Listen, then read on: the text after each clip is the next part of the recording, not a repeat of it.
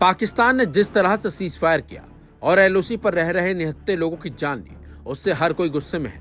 हालांकि भारतीय सेना ने जिस तरह से सीज फायर उल्लंघन का पाकिस्तान को जवाब दिया, उससे देशवासियों को राहत और खुशी जरूर है।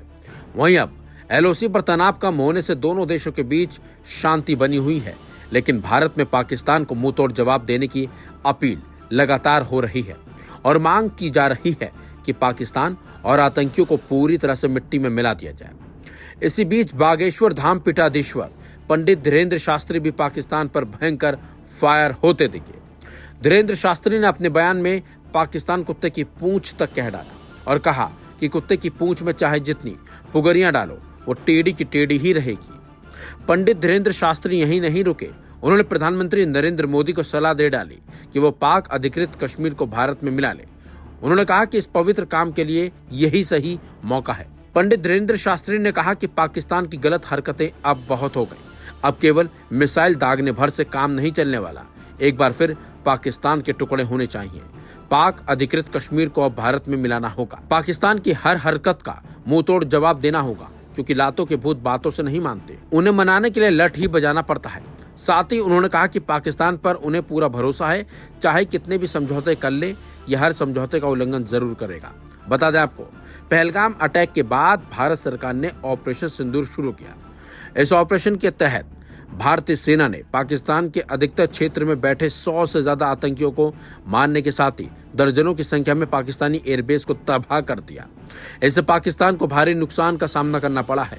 आखिर में पाकिस्तान अमेरिका के सामने गिड़गिड़ाया और फिर अमेरिका के ही हस्तक्षेप से सीजफायर का ऐलान किया गया। वहीं भारत और पाकिस्तान के बीच तनाव कम होने से एलओसी पर रहने वाले लोग राहत की सांस ले रहे हैं और वो खुश हैं। हालांकि उनका कहना है कि पाकिस्तान को अभी भारतीय सेना को मुंहतोड़ जवाब देना होगा, ताकि पाकिस्तान आगे इस तरह की हरकत बिल्कुल भी ना करे। पिछले 4-5 दिनों से इस कदर खौफ और हरास था कि जिस जगह पे मैं रहता हूँ, यहाँ पर कोई बंदा, बशर, इंसान नाम की कोई चीज़ नहीं है। इवन जानवर तक भी अपना इलाका छोड़कर चले गए हैं।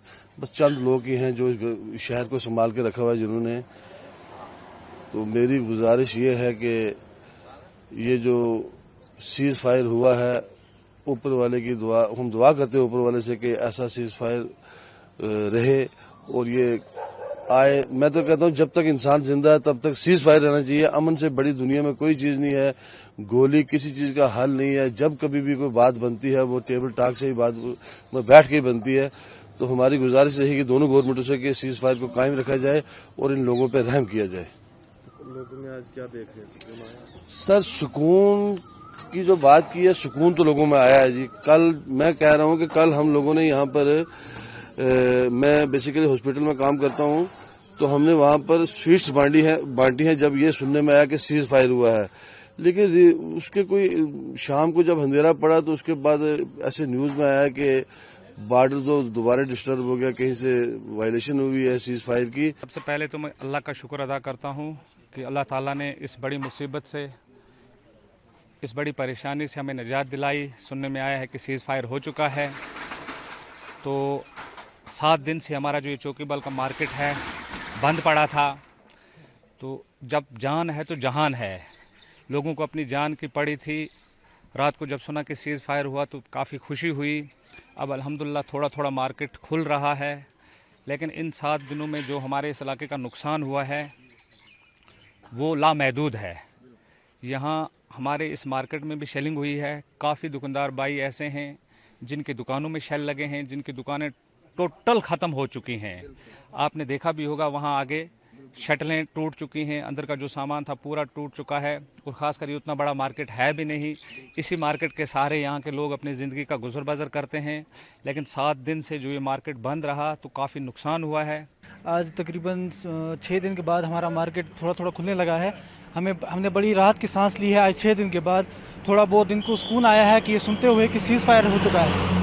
और हम चाहते हैं कि आइंदा के लिए भी हमारी जो मार्केट है इसी तरह खुला रहे। कभी कभी कोई ऐसी मुसीबत ना आए, ताकि हम अपनी ज़िंदगी जो है सुकून से गुजार सकें। हमारी ज़िंदगी जो है वो बिल्कुल बेसुकूनी हो चुकी थी इस शेलिंग से। हम अपने घर छोड़ के, घर बार छोड़ के कहीं दूसरी जगह पे शिफ्ट हो चुके थे। हमें जो तकलीफ़ हुई वो शायद ही कोई दूसरा समझ सके। जितनी तकलीफ़ हमने उठाई है, आइंदा के लिए हम ये तकलीफ़ ना उठा सकें, और गवर्नमेंट से अपील करते हैं कि हमारे लिए कुछ ना इंतज़ाम किया जाए, बैंकर्स का इंतज़ाम किया जाए, ताकि हम अगर खुदा न खासा ऐसी कोई सिचुएशन आ जाए तो हम अपनी जो ज़िंदगी है कम से कम पुरसुकून गुजार सकें। हमारे जो बच्चे हैं, हमारे जो बुज़ुर्ग हैं, उनको जो तकलीफ़ होती है जब हम उनको यहाँ से उठा के किसी दूसरी जगह ले जाते हैं, वो किस तकलीफ़ से गुजरते हैं। कोई पेशेंट है, कोई हार्ट पेशेंट है, कोई बच्चा है, कोई बुज़ुर्ग है। हम गवर्नमेंट से यही अपील है कि हमें कम से कम सेफ्टी बैंकर्स के लिए इंतज़ाम किया जाए। और आइंदा के लिए हम गवर्नमेंट से ये अपील करते हैं कि हमारी जो ज़िंदगी है वो इसी तरह सुकून से चलती रहे। आपको कितनी खुशी आज? हम आज बहुत ही खुश हैं। आज हमारी इस खुशी का कोई अंदाज़ा नहीं है। हमने जितनी खुशी आज देखी है, 6 दिन के बाद हमारा मार्केट खुल रहा है और हमारा दिल कितना सुकून है। आज हमारे दिल से कितनी खुशी की लहर चल रही है। हम आज पूरे आवाम से यही अपील करते हैं कि हम आज जो खुशी है ये हमेशा के लिए बरकरार रहे हमारे लिए। सीज फायर में देखिए, इसमें टाइम लगता है। जब दो मुल्क की फौजें आपस में एक दूसरे के साथ आई टू आई बॉल कांटेक्ट में हो तो डी एस्केलेट करने में थोड़ा टाइम लगता है। उसमें सब्र करना चाहिए कि हमें वो जंगजू नहीं बनना चाहिए जो हर वक्त तैयार हो जंग लड़ने के लिए, क्योंकि जब जंग लड़ी जाती है तो नतीजा ये होता है लोग घर से बेघर हो जाते हैं, लोग मारे जाते हैं, बच्चे मारे जाते हैं, यतीम हो जाते हैं, अस्पताल हमारे भर जाते हैं। तो जंग किसी चीज का इलाज नहीं। मुझे लगता है हमें सब्र रखना चाहिए। यहाँ पे जो बेघर लोग हैं, तो इस सूरत हाल को आप कैसे देखते हैं? देखिए, जैसे आपने देखा, इससे पहले हम अस्पताल में गए, वहाँ काफी लोग जख्मी हैं और यहाँ एक जो है खवातीन की मौत भी हुई थी। तो जख्मी लोग हैं और यहाँ भी अब पड़े हुए हैं ये लोग बेचारे। और ये नीलोफर जी हैं, यहाँ इनका बड़ा ख्याल रख रही हैं। वहाँ के डॉक्टरों को मैं कॉम्प्लीमेंट करना चाहती हूँ, उन्होंने बहुत अच्छा ध्यान रखा है जितने भी इंजर्ड जख्मी हुए हैं। तो हमारी अल्लाह ताला से दुआ है कि ये जो कल सीज फायर का ऐलान हो गया, आपस में अटैक बंद हो गए हैं, तो ये पूरी तरह से परमानेंट हो जाए, ताकि हमारे जो बॉर्डर्स पे लोग हैं, ये खुदा ना खास्ता इनकी इस तरह मासूमों की जानें जाती हैं, घर से बेघर हो जाते हैं। तो दूसरी सरकार से मेरी गुजारिश है कि इनके घर तो बिल्कुल तबाह हो गए हैं।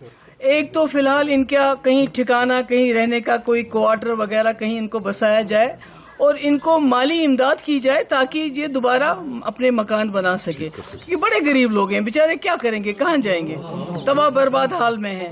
यही हाल यहाँ है, यही हाल पुंछ का है, यही हाल राजौरी का है, यही हाल जम्मू का है। तो मेरी सरकार से यही गुजारिश होगी जल्द अज जल्द, क्योंकि यहाँ कितनी देर रहेंगे ये इतनी सारी फैमिलीज, तो इनका कहीं ना कहीं 5-6 महीने के लिए जब तक इनके लिए नए घर बन जाए, और उसमें भी सरकार को पूरी मदद करनी पड़ेगी।